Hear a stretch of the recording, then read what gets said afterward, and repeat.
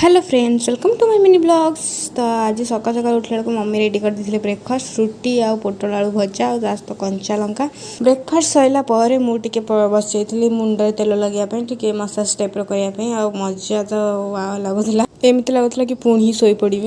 Hair massage पर मु बसती तो मम्मी नहीं आसते चिकेन कषा। चिकेन कषा क्या भी न भल लगे तो मु पूरा खुशी रे पूरा खाई पकई बहुत ही टेस्टी होता।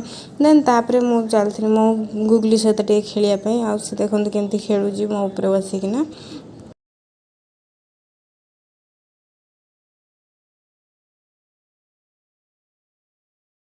देन तापर हो जाता लंच टाइम। लंच आज भात सहित चिकेन तरकारी देन सहित टमाटर चकटा आ सहित आलू छेचा। बहुत जन आलू छेचा मैंने जान थे जो मैंने जानी थे से निहाती कमेंट कर जनइबे। वीडियो भल लगे लाइक शेयर सब्सक्राइब निश्चय करेंगे। Thank you for watching.